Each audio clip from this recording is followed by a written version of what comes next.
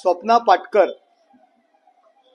हे तुम्हाला माहित असेल, यांनी काल एक्स पोस्टवर एक पोस्ट केलेली आहे।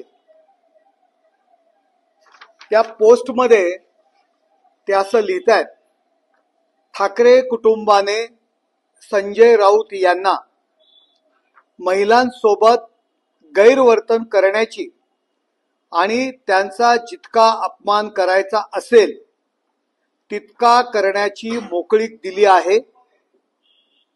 त्यांना आश्वासन देण्यात आले आहे की कोणत्याही महिलांविषयीच्या प्रकरणात पोलीस त्यांच्यावर कारवाई करणार नाहीत। हे असं एक्स पोस्टवर त्यांनी त्या समाज माध्यमांवर त्या एक्स माध्यमावर त्यांनी ट्विट केलेलं आहे। हे तुमच्या सगळ्यांच्या आणि हे काल केलेलं आहे आणि त्याच्यामध्ये एक FIR ची कॉपी त्यांनी हे केलेली आहे। मंगळवार 22/11/2016 पोलीस स्टेशनला माहिती मिळालेली 31/7/2022 म्हणजे त्या दिवशी दखलपात्र 31/7/2022 या दिवशी त्यांनी ही घटना त्या वाकोला पोलीस स्टेशन या ठिकाणी त्यांच्या विरुद्ध गुन्हा दाखल केलेला आहे। दखलपात्र गुन्हा आहे। अपराध 22/11/2016 पासून संजय राऊत यांनी त्यांना जो त्रास दिलेला आहे आणि ह्या स्वप्ना पाटकर तुम्हाला माहित असतील की जेव्हा संजय राऊत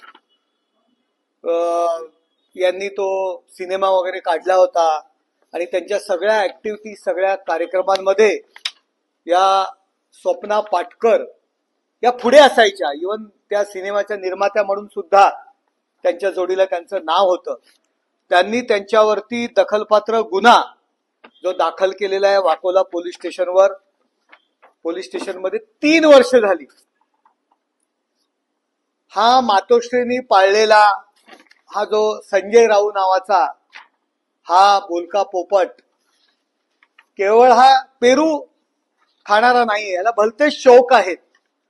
आणि त्यांनी जे ट्विट केलेलं आहे एक्स पोस्टवर, जी काही भाषा त्यांनी जे म्हटलेले, काल न्याय मागितलेला आहे, मुख्यमंत्री असतील उपमुख्यमंत्री असतील त्या सगळ्यांना त्यांनी मार्क केलेलं आहे। देवेंद्र फडणवीसांना केलंय, CMOला केलंय आणि न्याय मागितलेला आहे। त्यावरनं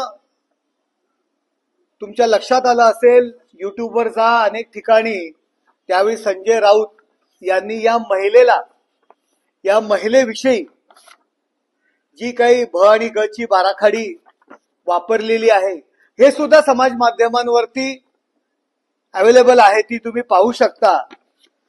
आणि या संजय राऊत यांना कोणाचा सपोर्ट आहे, त्यांनी जी तक्रार दाखल केलेली आहे त्याला न्याय का मिळत नाही हा त्यांनी प्रश्न उपस्थित केलेला आहे।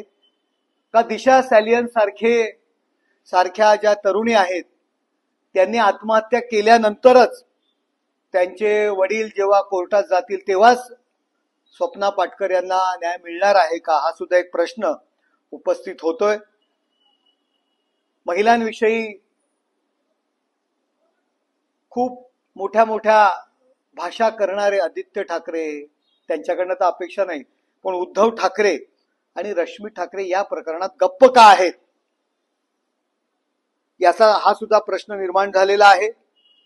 राज्यसभा सदस्यांना अशा पद्धतीची वागणूक करण्याकरता काही परवानगी दिलेली आहे का, असाही प्रश्न स्वप्ना पाटकर यांनी उपस्थित केलेला आहे।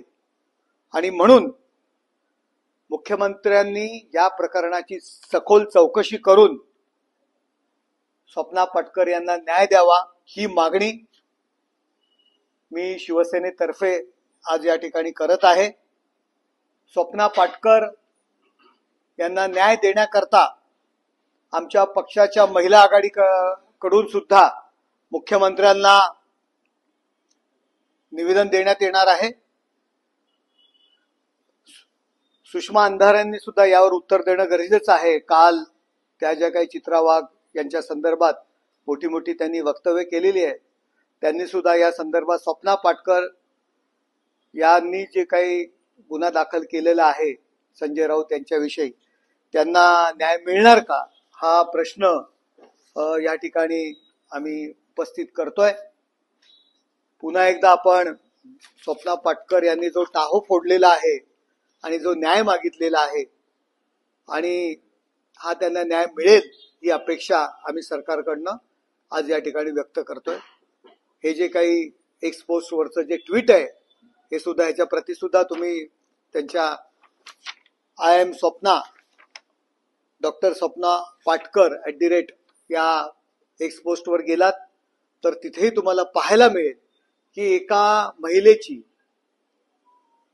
जी काही व्यथा त्यांनी मांडलेली आहे, 3 वर्ष झालं पोलीस चौकशीही करत नाहीयेत आणि जो गुन्हा दाखल केलेला आहे त्याच्यावर त्यांना अटकही करत नाहीयेत, तर त्याच्या मागचं कारण काय? लवकरात लवकर याविषयी कारवाई व्हावी ही मागणी मी या ठिकाणी करत आहे। स्वप्ना पाटकर असतील, चित्रा वाघ असतील, विधान परिषदेमध्ये चित्रा वाघ यांनी केलेलं वक्तव्य, त्याच्यावरून शिवसेना उद्धव बाळासाहेब ठाकरे पक्षाकडून आलेली प्रतिक्रिया यांवरून गदारोळ माजलेला पाहायला मिळतो। चित्रा वाघ यांच्या वाक्याचा विपर्यास केला गेला आणि त्यानंतर त्यांच्या वैयक्तिक जीवनावर केलेल्या त्याच्यावर त्यांना अटकही करत नाहीयेत, तर त्याच्या मागचं कारण काय? लवकरात लवकर याविषयी कारवाई व्हावी ही मागणी मी या ठिकाणी करत आहे।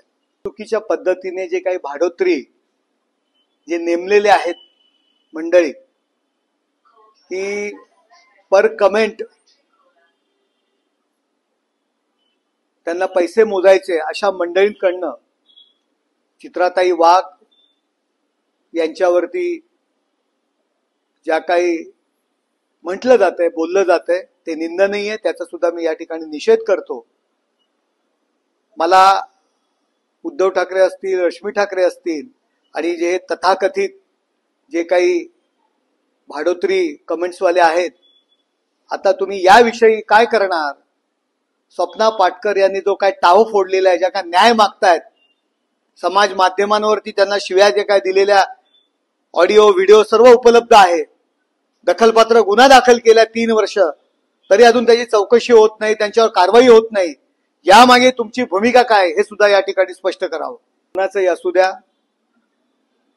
जर महिलांवरती जर अत्याचार होणार असतील, महिलांवरती अन्याय होणार असतील तर सरकार त्याच्यावरती नक्कीच कारवाई करेल आणि मला अपेक्षा आहे की यावर कारवाई होईल। दाखल झालाय, दखलपात्र गुन्हा दाखल झालाय, पुरावे द्यायचा विषय काय? चौकशी तर व्हायला पाहिजे, त्याला अटक, गुन्हा दाखल झालेला आहे, त्यांचे पुरावे काय आहेत, कसे आहेत, काय आहेत, कोर्ट निर्णय घेईल, परंतु गुन्हा दाखल झालाय, ऑडिओ आहे, ऑडिओ व्हिडिओ तुम्ही जा, आता समाज माध्यमावर जा, त्यांनी दिलेल्या शिव्या आहेत त्या तुम्हाला पाहायला मिळतील, ऐकायला मिळतील, आणखी काय पुरावे पाहिजेत? पुन्हा एकदा नवीन दिशा सॅलियन स्वप्ना पाटकर यांच्या रूपाने महाराष्ट्रात निर्माण होऊ नये। ज्या पद्धतीने दिशा सॅलियन यांच्यावरती अन्याय झाला अशाच पद्धतीने स्वप्ना पाटकर यांच्यावर अन्याय होऊ नये म्हणून मी आजची पत्रकार परिषद घेत आहे। मी कालचं त्यांचं एक्स पोस्ट वरचं जे काही ट्विट पाहिलं आणि मी आज निर्णय घेतला। जरी मी या सरकारी पक्षाचा भाग असलो तरी सुद्धा या सरकारकडे या महिलेला न्याय मागण्याकरता मी आज आपल्याद्वारे राज्याचे मुख्यमंत्री, दोन्ही उपमुख्यमंत्री यांना विनंती करतोय की आपण स्वप्ना पाटकर यांना न्याय द्यावा। संजय राऊत यांसारखा माणूस महाराष्ट्राला च्या राजकारणामध्ये लागलेला एक कलंक आहे। 24 तास राजकारण एवढंच त्यांचं काम आहे। स्वतः काही निर्माण करू शकले नाहीत, स्वतः एक बालवाडी सुद्धा काढू शकले नाहीत। ते संजय राऊत आज दोन्ही पवारांवरती टीका करतायत, पवार साहेबांवरती पण टीका करतायत. मला एवढंच त्यांना सांगायचंय संजय राऊत, एक म्हण आहे, ज्याचं खावं मीठ त्याच्याशी वागावं नीट. आपण पवार साहेबांची तरी सुद्धा एक चांगलं वागा, त्यांना सुद्धा त्यांच्यावर सुद्धा आपण टीका करताय, हे दुर्दैव आहे महाराष्ट्रातील राजकारणाचं. हे बघा, राजकारणामध्ये कायम कोण कोणाचा शत्रू नसतो. राजकारणामध्ये तत्वाचा वाद असतो, विचारांचा वाद असतो. एकमेकांचे शत्रू नाहीयेत, काय बांधाचं भांडण नाहीये. परंतु संजय राऊत सारख्या मंडळींना प्रत्येक भेटीमागे राजकारण दिसून येत आहे. हे दुर्दैव आहे राजकारणाचं. माननीय पवार साहेबांनी तरी आता तरी संजय राऊत या माणसाला आपल्यापासून दूर ठेवावा, या राजकारणापासून दूर ठेवावा, ही माननीय मी पवार साहेबांना विनंती करीत आहे. संजय राऊत आज सकाळी जे काही वक्तव्य केलेलं आहे, आता त्यांचं नक्की कनेक्शन कुणाशी आहे? हिंदूंशी आहे का दंगल करणाऱ्या विशिष्ट समाजाशी आहे? हे आजच्या वक्तव्यावरून 100% प्रूव्ह झालेलं आहे. आपण पाहताय, समाज माध्यमांवरती पाहताय, माध्यमांमध्ये पाहिलेलं आहे, दगडफेक कोण करत होतं, कोणी दंगल केली, आणि या दंगलीचे जे काही संबंध येतात मालेगाव आणि बांगलादेश यांच्याशी, यांचं कनेक्शन दिसून येत आहे. जी काही मंडळी पकडलेली आहेत ती सुद्धा कुठल्या संबंधित आहेत हे सुद्धा दिसून आलंय. आणि आज संजय राऊत असतील, आदित्य ठाकरे असतील, या दंगलीचा संबंध, या दंगलीचं कनेक्शन भारतीय जनता पार्टी हिंदुत्ववादी संघटनांशी जोडतायत. यावरून यांचं कनेक्शन नक्की कुणाचं आहे हे आज प्रूव्ह झालेलं आहे. यांचं कनेक्शन हिंदूंशी नसून केवळ दंगल करणाऱ्या त्या विशिष्ट समाजाशी आहे, हे आज प्रूव्ह झालेलं आहे. बांगलादेश, मालेगाव यांच्याशी कनेक्शन उघड झालेलं असतानाही हिंदूंना दोष देत आहेत, भारतीय जनता पार्टीला दोष देत आहेत. यावरून यांचा असली चेहरा, यांचा हिरवा चेहरा आज समोर आलेला आहे.